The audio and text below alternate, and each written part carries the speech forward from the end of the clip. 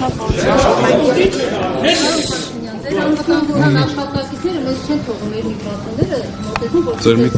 ձեր միկրոֆոն էս հիմա որտեղ է, հատուկ իրան Հաճախեք հայտնի դարձան, որ աշխատանքից ազատել եք, չգիտեմ դուք հստակեցրեք անվտանգության ծառայության տնօրեն Արմեն Աբազյանը, ինչ պատճառով եք իրեն աշխատանքից ազատել, արդյոք ձեր որոշումը կապ ունի երեկվա Սամվել Կարապետյանի տանը իրականացվող Հիմա դե տեսեք դուք միկրոֆոնները ոնց եք բան, որ մի քիչ հետ տանեն Արդյոք ձեր որոշումը կապ ունի երեք Սամվել Կարապետյանի տանը իրականացվող գործողությունների եւ նաեւ հայ առաքելական եկեղեցու հոգեվորականների վերաբերյալ ձեր գրառումների հայտարարությունների հետ Արմեն Աբազյանը իմ վարչապետության օրոք ամենաերկարն է եղել ազգային անվտանգության ծառայության տնօրենի պաշտոնում եւ աշխատել է ամենաբարդ շրջանում 2020 թվականի նոյեմբերից եւ նրա պաշտոնավարման ողջ ընթացքը եղել է չափազանց բարդ եւ ես կարծում եմ որ նա արժանացել է որ մի քիչ հանգստանա որովհետեւ այս 4 ավելի մի րոպե 5 տարի այդ լարված պայմաններում աշխատել է ազգային անվտանգության ծառայության տնօրենի պաշտոնում կարծում եմ հասկանում եք որ հեշտ չի Իմ նշած հանգամանքների հետ կապ չունի Գիտեք ձեր նշած հանգամանքների հետ ուղղակի կապ ունի իմ նշած հանգամանքների հետ իսկ ընդհանրապես ազգային անվտանգության ծառայության տնօրենի աշխատանքը առնչվում է գրեթե ամեն ինչի հետ, հատկապես այն ինչ որ վերաբերվում է անվտանգությանը, այդ թվում հիբրիդային անվտանգություն։ Հրաժարվել է որևէ հանձնարարություն կատարել, պարոն վարչապետ։ Չէր կարող ազգային անվտանգության ծառայության տնօրենը հրաժարվել իմ որևէ հանձնարարություն կատարել։ Պարոն Փաշինյան, Սամվել Կարապետյանի շուրջ ընթացող իրադարձությունները ինչու սկսեց, այսպես ասենք, արշավ բռնեցին այն հայտարարությունից հետո, որ արեց Կարապետյանը եկեղեցու։ Գիտեք, ես սկսվեց այդ ամբողջ այդ հայտարարությունը եկեղեցու մասին չէր, այդ հայտարարությունը Հայաստանի Հանրապետության մասին էր եւ փորձ էր արվում տպավորություն ստեղծել, թե Հայաստանի Հանրապետությունում կարող են գալ ինչ որ մարդիկ, ինչ որ տեղերից եւ ինչպես իրենք են ասում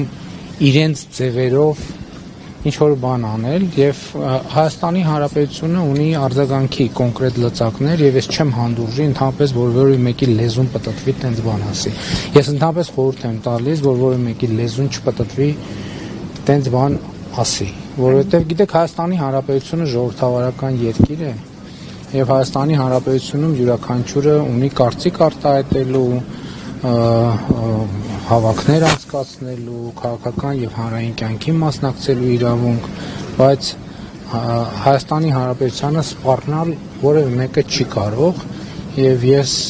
ինչքան էլ ժողովրդավարություն ամենակոշտ եւ ամենակոպիտ միջոցները կձեռնարկեմ ցանկացած նման դեպքում։ Այսինքն Կարապետյանը ուղղակի ասաց, որ ես կլինեմ եկեղեցու կողմից։ Կարապետյանը, գիտեք ինչ, եկեղեցու եւ ով այսպիսի բան ասի պետք է Կարապետյանը ասաց, որ մենք եթե քաղաքական գործիչներին չհաջողվի, այսինքն եթե քաղաքական մենք մեր ձևերով կմասնակցենք կամ կմիջամտնենք եւ այլն եւ այդպես շարունակ։ Դա արժանացել է եւ արժանանալու է կոնկրետ համարժեք գնահատականի։ Ընդհանրապես ես ձեզ մի բան ասեմ, որ Հայաստանի Հանրապետության ժողովուրդն էլ իմիջիայլոց մեզ մեղադրում է եւ մարզային այցերում էլ այդ մեղադրանքը հաճախ են նշում։ Մեր երկրում ցավոք շատերը կամ ոմանք ժողովրդավարությունը փորձում են նույնացնել թուլության հետ։ Ես ասում եմ նրանք ովքեր կփորձեն կամ կշփոթվեն ժողովրդավարությունը թուլության հետ շփոթել պետության համը կմնա նրանց բերաններում։ Այսինքն ով որ ասի որ կանգնել են եկեղեցու կողմը նույն ճակատագրին է ով որ ասի որ եթե քաղաքական գործիչներ եւ ճանապարհները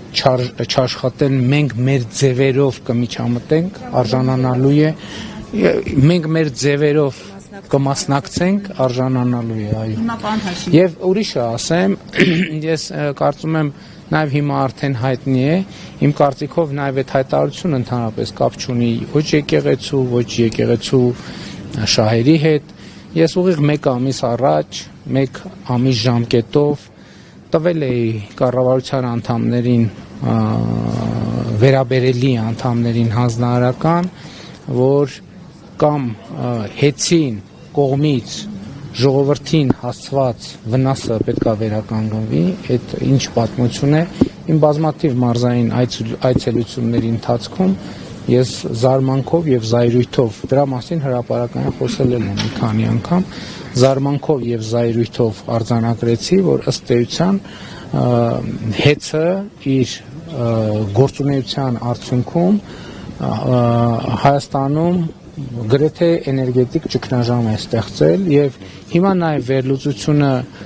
վերլուծությունը հիմք է տալիս մտածելու առնվազն թույլ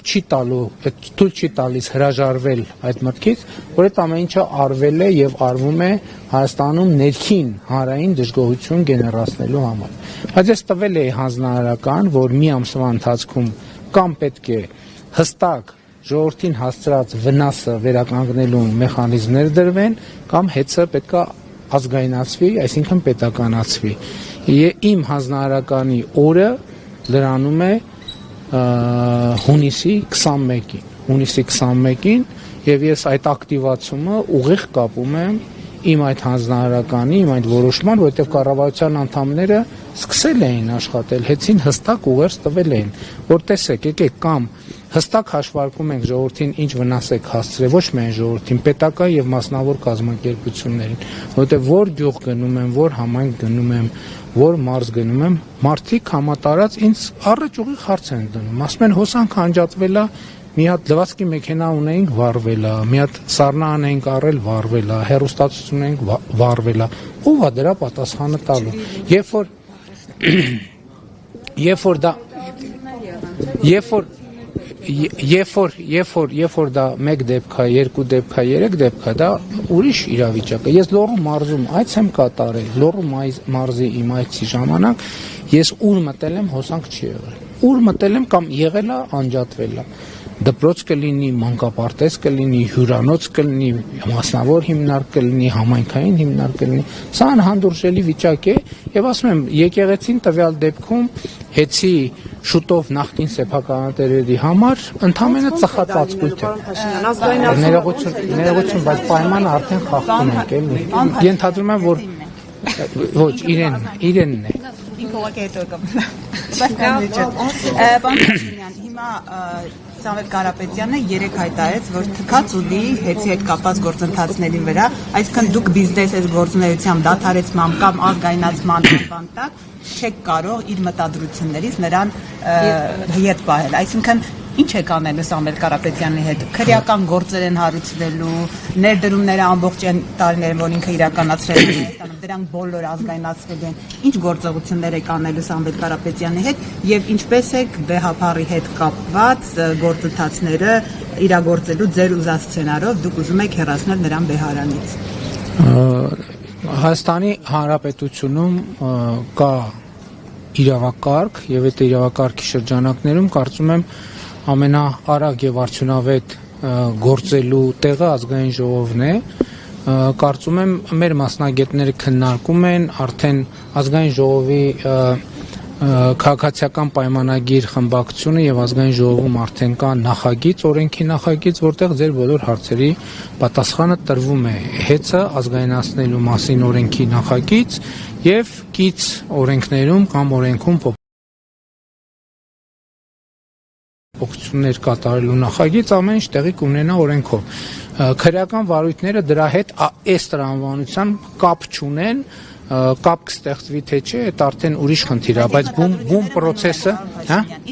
Ինչ մտադրություն։ Որ ինքը մասնակցելու է այս գործընթացներին իր ձևով, այսինքն ինքը ետ չի կապելու, ինչ է կանելու։ Իր ձևով, տեսեք, իր ձևով ես ասում եմ,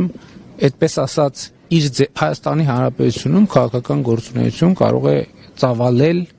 յուրաքանչյուր անձ, բայց երբ որ մի կողմա դրվում քաղաքական գործունեությունը, մյուս կողմում դրվում է իր ձևով մասնակցությունը, Հայաստանի Հանրապետությունը կկասեցնի ցանկացածի իր ձևով որևէ հարց լուծելը։ Իր ձևով շատ լավ, ես կարծում եմ քննչական մարմինները կտան համապատասխան գնահատականներ իսկ մոմ վառելու հետ կապված կարծում եմ կարող է իր ձևով հարցերը լուծելու մասին հայտարարություն անողը կարող է այդ մասին ցուցմունքներ տալ, բացատրություններ տալ, փորձաքննություններ ներկայացնել, այդ ժամանակ կպարզվի։ Աշխարհաքաղաքական հետք տեսնում եք այս ամենի մեջ։ Ընդհանրապես գիտեք ինչ, աշխարհաքաղաքականությունը շատ բարդ բան է, ամեն ինչի մեջ էլ աշխարհաքաղաքական հետք կարելի է տեսնել, նայած ինչքան նայես, նայած ինչքան հեռավորությունից եւ ինչքան մոտիկից նայես։ Պարոն Փաշինյան, Խնդրում եմ, եկեք պահենք պայմանը, որովհետեւ մյուս գործընկերների իրավունքները բան չանենք, որ արագ շարժվենք, էլի ես էլ փորձեմ արագ պատասխանել։ Դրա համար խնդրում եմ երկրորդ հարցը մի տվեք, որ ես կարողանամ արագ պատասխանել։ Եվ որովհետև ենթադրում եմ, որ այն հարցը, որ տալիս եք, թեմաները մոտավորապես պարզ են, ինչ են հարցը։ Աշխարհաքաղաքականությունից խոսեցիք, ամբողջ աշխարհը խառնված է իրար, պատերազմներ են գնում, դուք պատերազմ եք հայտարարում մեր հայրենակիցներին հայոց առաքելական եկեղեցու դեմ, երբ եք անցնելու վարչապետի լիազորություններին եւ մեկ փոքրիկ հարց էլ արդյոք չեք վախենում պայմանը խախտեցիք արդեն։ Ուրեմն նախ հետեւյալը ես հայ առաքելական եկեղեցուն եւ մայրաթորին չեմ կարող եւ պատերազմ չեմ հայտարարել։ Պատերազմ հայտարարել են այն մարդիկ, ովքեր խախտում են հայ առաքելական եկեղեցու կանոնակարգը, խախտում են կուսակրոնության ուխտագիրը, խախտում են մեր ավանդույթները եւ իմ խնդիրը որպես հայ առաքելական եկեղեցու հավատավոր հոտի հավատարիմ ներկայացուցիչ եկեղեցին վերադարձնելն է հոգեվոր արժեքներին եւ հոգեվոր արմատներին։ Ինչ վերաբերում է աշխարհաքաղաքականությանը, այո, տարածաշրջանում իրադրությունը շատ բարդ է եւ եթե դուք նկատել եք, ես այդ իրադարձությունների մեկնարկից ի վեր ներքաղաքական հարցերով առանձնապես չի արտահայտվում, բայց դա չի նշանակում, որ մյուսները այդ պասիվությունը պետքա օգտագործեին լկտի հարցակումներ անելու համար։ Այդ լկտի հարցակումները համարժեք պատասխան կստանան։ Ես ունեմ արդեն համոզվել եք։ Խնդրեմ։ Չունեք հարց, խնդրեմ։ Դուք վստահաբար խնդրում եք արդեն մայիսի 31-ից հասած, որ սխազանները խախտել են, հա, այդ հուսադրության ուխտը։ Միշտ ասում եք ինքերկա, արդեն կպալկաններն էլ դա որպես բացարձակ ճշմարտություն են ներկայացնում, երեկ էլ վեհապարին շնորհավորում էին հայրերի օրվա առիթով։ Ուզում եմ հասկանալ, բացի ձեր ենթադրությունները, դուք որևէ այլ հիմք ունեք նման մեղադրանքներ հնչեցնելու հայ առաքելական սուրբ եկեղեցու ծառաների նկատմամբ։ Ես կարծում եմ, որ ես ունեմ ապացույցներ, եթե ես խոսում եմ, ուրեմն ես ունեմ ապացույցներ, բայց ես առաջարկել էի, դուք չեք նկատել, որ չեն վիճարկում իրենք դա։ Իրենք չեն վիճարկում։ Ամենանդուրջ է ձեր հայտարարությունը։ Իրենք չեն ասում, իրանք ընդհանրապես չեն վիճարկում իմ հայտարարությունները, չեն վիճարկում։ Այ երբ որ կվիճարկեն, ես առաջարկել էի, եթե իրենք որևէ ձևով վիճարկում են, իրենք կարող են դատի տալ եւ այդ ապացույցները կներկայացվեն կամ այլ ձևաչափով այդ ապացույցները կներկայացվեն։ Խնդիրը այն է հետեւյալը, ընդ որում ես ուզում եմ շատ հստակ ընդգծեմ, ընդ որում ես մոռացա մի վարքյան իմ դիրքորոշումները ամբողջությամբ հիմնված են հայ առաքելական եկեղեցու կանոնների վրա, հայ առաքելական եկեղեցու իրավական կանոնների վրա, որով հենց եկեղեցին ինքը Հայաստանի Հանրապետության Արդարադատության նախարարությունում գրանցել է որպես հայ առաքելական եկեղեցու կանոններ եւ կանոննագիր։ Դա դուք ինչ եք հանձնաժողով ստեղծում։ Ներողություն եմ խնդրում, այդ երկրորդ հարցն եք տալի։ Փաշինյան որոշ քաղաքական գործիչներ ասում են, որ հոգեբորականների դեմ այս պայքարը բերելու է բախումների քաղաքացիական պատերազմի, արդյոք դուք բացառում եք նման սցենարը եւ Գարեգին երկրորդին այ ինչպես եք հեռացել, հնարավոր է որ իրավապահները նույն կերպ ասեն եկեղեցի մտնել։ Գիտեք, ես անհեթեթ եմ համարում բախումների մասին խոսակցություն։ Անհեթեթ եմ համարում։ Գիտեք 2000 ժողովուրդ ջան, ախր հիմիկի հետ կամ միկրոֆոններն շատ լավ ներողություն, հա դա կատարյալ անհեթեթություն եմ համարում։ Գիտեք, մենք 2018 թվականին Հայաստանում հեղափոխություն ենք իրականացրել եւ ըստ էության բախումներ չեն եղել։ Հիմա մենք հոգեվոր, բացառապես հոգեվոր խնդիր ենք առաջ քաշում եւ այդ հոգեվոր խնդիրը իրականացնելը կարող է տեղի ունենալ միայն հոգեվոր, քրիստոնեավայել, քրիստոնեական սիրո վրա հիմնված գործողությունների եւ քայլերի վրա հայ առաքելական եկեղեցու հավատավոր հոտը ինքը կմերժի եւ ես ուզում եի ձեզ ցույց տալ, ես այսօր կռահելով ես բերել եմ ես ձեզ բերել եմ մյուս գիրքը, այս գիրքը տեսեք, հա Մայրա Թոր Սուրբ Էջմիածին համաբարբար կանոնագիր քայլուց։ Այս եւ ահա այս գրքերի մեջ է սահմանված սրանք հայ առաքելական եկեղեցու դարերով այս գրքի մեջ կանոնները ձևակերպվել են 356 թվականից Աշտիշատի ժողովից սկսած, որտեղ հստակ ասվում է, որ ուսակրոնությունը խախտած եպիսկոպոսը, ես գիտեք, որ կաթողիկոսը նույնպես եպիսկոպոս է, կարգալույծ է արվում, նրանք չեն կարող ընդհանրապես խորանին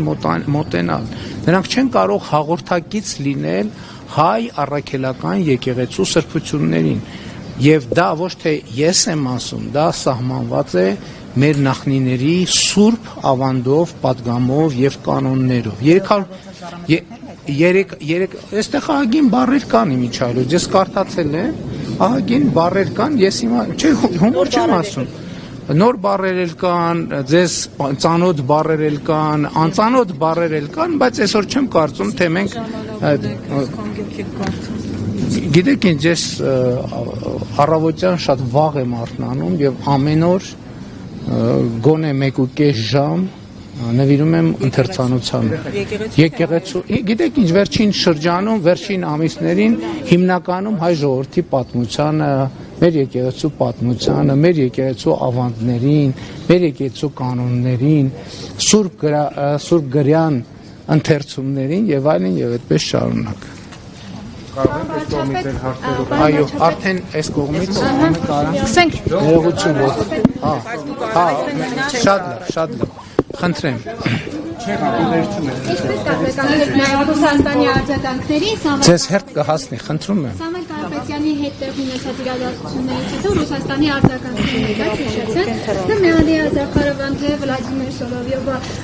որն իր հաղորդման ընթացքում այսպես բուրըն կերպով արտահայտվեց իշխանության հասցեին, Մարիա Զախարովան էլ ասաց, տարօրինակ պատրվակով են ձգտակալում Սամվել Կարապետյանին Երևանում։ Ոչ եք արձագանքում այդ Ռուսաստանի։ Ես չեմ կարծում, որ այդ մարդիկ իմ մեկնաբանելու մակարդակի մարդիկ են, որ ես իրանց ասածը մեկնաբանեմ։ Իրանց ասածները թող մեկնաբանեն այն մարդիկ, ում հետ իրենք ամեն օր առնչվում են։ Իսկ ինչ քայլ է սպասում։ Այս չեղավ։ Պարոն Փաշինյան, տպավորություն է, որ Հերթը դուք չունեք։ Հուլիսի 28-ի եք այցելելու ինչ օրակարգով եւ հրավերով աշխատանքային այց է պաշտոնական։ Սովորաբար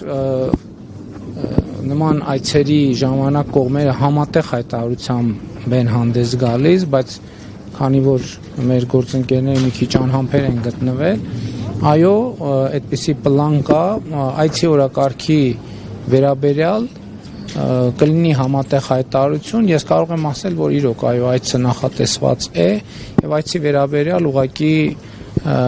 պայմանավորվածությունները չխախտելու համար համատեղության իմաստով հայտարարությունների այս բանին ընդամենը ասեմ այն ինչ որ արդեն հայտնի է համեցեք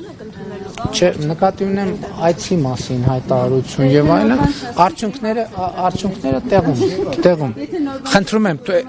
բոլորը սպառեն որովհետեւ ժամանակի խնդիր ունեն բայց ոնց որ ձեր հարցը արդեն տվել են կոնկրետ մեծ մտանք այս այս իրավիճակում Հայաստանի Հանրապետությունը իշխանությունը օգտագործության փոխանցումից արդյոք ինչու չի դավիդում եւ վտանգները գնահատվել են փոխանցումից։ Նախ ես ձեզ ասեմ, որ անվտանգության խորհրդի նիստ բարբերաբար է հրավիրվում, ասենք օրինակ վերջին 1 շաբաթվա ընթացքում կամ ամսվա ընթացքում երևի 4-5-6, բայց հաղորդագրություններ չեն լինում, բայց այդ նիստերը նրա համար չեն, որ Սյունիքի հետ կապված վտանգ կա։ Ես այդ հայտարարությունները համարում եմ սադրիչ, պրովոկատիվ, մի րոպե, ես այդ հայտարարությունները համարում եմ սադրիչ, պրովոկատիվ, ես այդ հայտարարությունները համարում եմ չհիմնավորված եւ Հայաստանի քաղաքացիների շրջանում անհանգստություն, խուճապ եւ անորոշություններ գեներացնելու համար։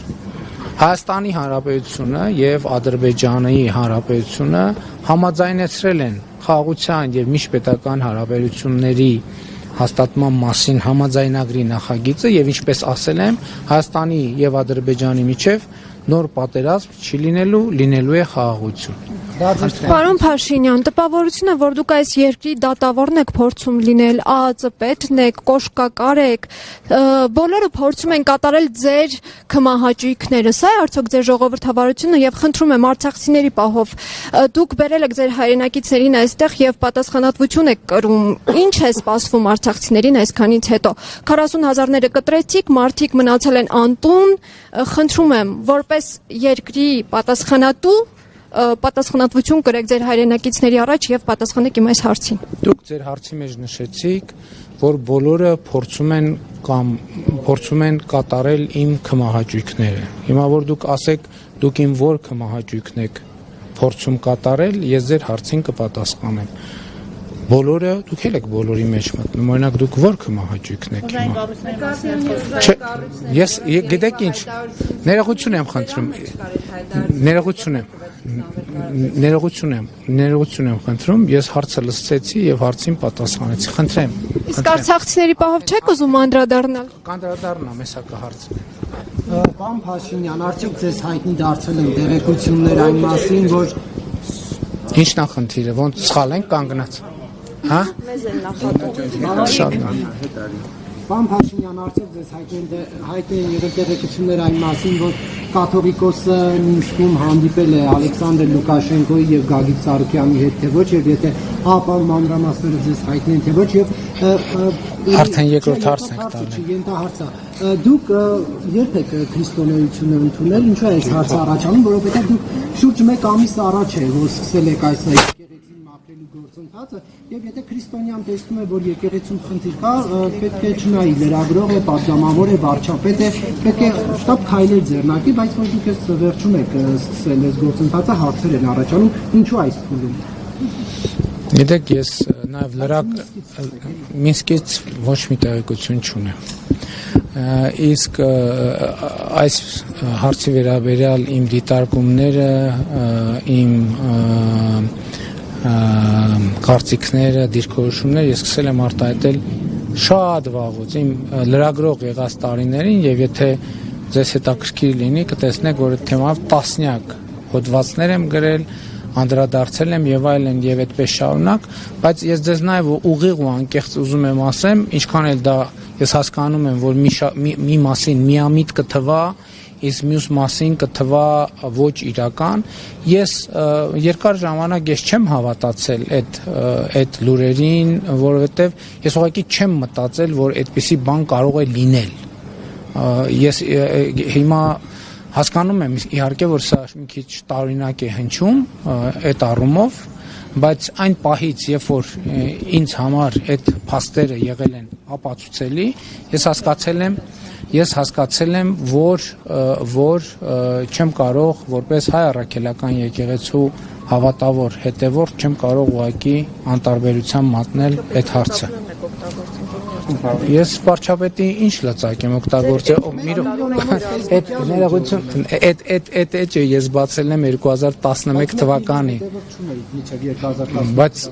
բայց ինչ կապ ունի, միջև 18 Ասում եք հանրապետության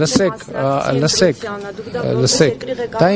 դա իմ անձնական էջն է եւ ես իմ կարծիքները կիսում եմ, այդ թվում որպես վարչապետ Հայաստանի Հանրապետության քաղաքացիների եւ հայ առաքելական եկեղեցու հետևորդների հետ։ Ինչ խնդիր կա։ Խնդրեմ։ Պարոն Փաշինյան, դուք ասացիք, որ Ադրբեջանի հետ խաղաղություն կլինի, բայց ըստեյության հնչող հաստատները եւ տեղի ունեցող զարգացումները դրանց չեն բերում։ Առապացույցն են կրակոցները, որոնք տեղի ունենում Ադրբեջանի կողմից Սյունիքի գյուղերի ուղղությամբ եւ նաեւ խոսք է գնացել որի ու ժամի պայմանավորվածության վերաբերյալ, որը Հայաստանի առաջարկը եւ Ադրբեջանը միջև հիմա այդ առաջարկությունը չի ընդունել։ Սա չի խոսում այն մասին, որ Ադրբեջանը ըստեյության Հայաստանի հետ խաղաղություն չի ցանկանում կնքել եւ նաեւ ինչ քայլեր է ձեռնարկում Հայաստանի իշխանությունը Ադրբեջանում պահվող գերիների վերադարձի ուղղությամբ։ Մենք ասել ենք, որ մենք հավատարիմ ենք մնալու խաղաղության օրակարգին եւ մենք շարունակում ենք խորհրդակցությունները, բանակցությունները Ադրբեջանի հետ խաղաղության համաձայնագրի ստորագրման ժամկետների շուրջ եւ փորձում ենք ստեղծել այն միջավայրը եւ պայմանները, որ դա հնարավոր լինի։ Ես նկատի ունեմ, տեսեք, երբ որ մենք ընտրել ենք այդ ռազմավարությունը ունի մի առանձնահատկություն, որ մենք հետեւողական, քայլ-քայլ, համբերատար պետք է գնանք այդ ճանապարհով։ Իմիջայլոց ուզում եմ ձեզ հետեւյալը ասեմ, որ եթե նկատել եք, ես վերջին շրջանում ավելի ինտենսիվ եմ շփվում մեր քաղաքացիների հետ եւ կարող եմ ասել, որ միանշանակ ընդգծել, որ խաղաղության օրակարգի իրացման ճանապարհին մենք ունենք Հայաստանի Հանրապետության քաղաքացիների միանշանակ եւ աներկբա աջակցությունը։ Հիմա մնացածը խնդիրը հետեւյալն է։ Ես այսօր էլ պատրաստվում եմ ասել եւ գիտեք ինչ, իմ կարծիքը հետեւյալն է, որ այո, Հայաստանի Հանրապետության շուրջ կան սպառնալիքներ։ Այդ սպառնալիքները եղել են միշտ, բայց նորությունը այն է, որ Հայաստանի Հանրապետության շուրջ եւ Հայաստանի Հանրապետության համար ստեղծվել են աննախադեպ հնարավորություններ, որոնք նախկինում երբեք չեն եղել, եւ ընդ որում նորություններից մեկը այն է, որ հիմա իմ գնահատմամբ Հայաստանի Հանրապետությունը սպառնալիքները կառավարելու եւ հնարավորությունները օգտագործելու ավելի մեծ կարողություններ եւ հնարավորություններ ունի։ Գերիների մասով էլ գիտեք, բոլոր հարցերով մենք աշխատում ենք ամենօրյա ռեժիմով, նայած այդ օրը ինչ հնարավորություններ եւ ինչ նոր մարտահրավերներ են ի հայտ գալիս, բնականաբար այդ բոլոր հարցերը չեն կարող մեր օրակարգից դուրս լինել։ Խորհրդարանական ընդդիմությունը պարոն վարչապետ ձեզ ամստահություն հայտնելու գործընթացը փորձում սկսել, չեմ հիշում թե որորդ անգամ։ Ինչ եք կարծում, այս անգամ կհաջողեն եւ ձեր վերաբերվում այդ գործընթացը։ Գիտեք, ես ինչ պիտի մեկնաբանեմ։ Ընդդիմությունը իր գործունեությամբ է զբաղված, թող զբաղվի, կհաջողի, թե չի հաջողի, իրենք թող մտածեն, ես կարծում եմ, որ չի հաջողի։ Կարծում եք պատճառներ չկան։ Սավետ Կարապետյանի շուրջ երեք իրադարձությունից հետո նաև շատ թեմատիկներ ակնարկում էին, որ սա ուղղակի Ռուսաստանից, այսպես ասած, հրահանգված է։ Դուք եք շարունակում պնդել, որ Ռուսաստանը հիբրիդ պատերազմ է մղում Հայաստանի դեմ եւ այս գործընթացները հենց Կրեմլից են, այսպես ասած, հրահանգում։ Ես փոխադարձ վստահության վրա հիմնված շատ սերտ աշխատանքային հարաբերություններ ունեմ Ռուսաստանի Դաշնության նախագահի, Ռուսաստանի Դաշնության կառավարության ղեկավարի հետ եւ ես չեմ կարող հավատալ, որ նրանք Կրեմլից կարող է այդպիսի գործողություններ կամ կառավարությունից սպիտակ տուն են անվանում իրենց կառավարությունը, նույնպես կարող է Հայաստանի դեմ նման գործողություններ լինել, բայց չեմ բացառում եւ մեծ է հավանականությունը, որ Ռուսաստանում այնուամենայնիվ կան որոշակի շրջանակներ, ընդ որում ոչ միայն Ռուսաստանում կան այդպիսի շրջանակներ, ես վստահ եմ, որ կոնկրետ այս դեպքում այլ երկրներում էլ կան որոշակի շրջանակներ, որոնք այս հիբրիդային գործողությունների եւ հիբրիդային պատերազմի հետևում են կանգնած, բայց ես նաև համոզված եմ, որ մենք ունենք բոլոր կարողությունները եւ բոլոր հնարավորությունները կառավարել այդ հիբրիդային ռիսկերը եւ ոչ միայն հիբրիդային ռիսկերը։ Հարգելի լրագրողներ, պայմանավորվածության Իմ հարցին չպատասխանեցիք արցախցիների հետ կապված։ Լեռնային Ղարաբաղից բռնի տեղահանված մեր հայրենակիցների հետ կապված մենք ընթացքի մեջ է բնակարանավորման ծրագիրը, աշխատանքի ծրագիրը եւ այլն, սոցիալական առավել խոցելի խմբերին սոցիալական աջակցության ծրագիրը, ես ուրախությամբ եմ արձանագրում, որ Լեռնային Ղարաբաղից բռնի տեղահանված մեր մի քանի տասնյակ հազար հայրենակիցներ արդեն Հայաստանի Հանրապետությունում աշխատանք ունեն, աշխատում են եւ ես համոզված եմ, որ նաեւ մեր աջակցությամբ նրանք կտնավորվեն Հայաստանի Հանրապետությունում եւ մենք ամեն ինչ կանենք, որ նրանք իրենց զգան մաքսիմալ լիարժեք, չնայած ես կարծում եմ, որ դրա համար պետք է աշխատանքի հարցը լուծել, ուրիշ որևէ լրացուցիչ բան անելու անհրաժեշտություն չկա, որովհետեւ նրանք գտնում են իրենց հայրենիքում, իրենց տանը եւ քաղաքացիություն կստանան եւ իրենք վերջնականապես կգտնվեն իրենց պետության մեջ։ Շնորհակալ եմ։ Ինչու է պետության փողերով կրթվելը նորաձևը շարժումը ֆինանսավորում։ Մենք եթե այդ հարցը կարևորում էիք, ախր տայիք ընթացքում։ Այդ ազնիվ ներողություն եմ, չէ, ներողություն, բայց վերև մենք պայմանավորվեցինք, որ մի հարց եք, չէ, տալիս։ Դա ազնիվ չի։ Եթե ես այդ հարցին կպատասխանեմ, բայց ես ուղղակի ուզեցի այդ դիտարկումը անել։ Ուրեմն իմ գործունեության ցանկացած ձև, այսօր որ ես եկել եմ ազգային ժողով, հետո որ գնամ հետ ազգային ժողովից, այդ ամեն ինչը ֆինանսավորվում է Հայաստանի Հանրապետության պետական բյուջեից, վարչապետի գործունեության շրջանակում։ Այն ինչ որ ես անում եմ կրթվելը նորաձև է շարժման շրջանակներում, դա համարում եմ իմ որպես վարչապետ գործունեության չափազանց կարևոր մաս։ Հակառակ դեպքում ես շաբաթ կիրակիները եւ նույնիսկ որոշ աշխատանքային օրերի աշխատանքային ժամեր չէի տրամադրի։ Ես կա որ մի րոպե, դա Հայաստանի Հանրապետության քաղաքացիների հետ խոսակցություն է, մեր ժողովրդի հետ խոսակցություն է։ Դա փակ խորհրդապահական, այսինքն այնտեղ գաղտնիք չկա, բայց հանգիստ դահլիճային պայմաններում։ Դա Հայաստանի Հանրապետության վարչապետի գործունեության մի մաս է եւ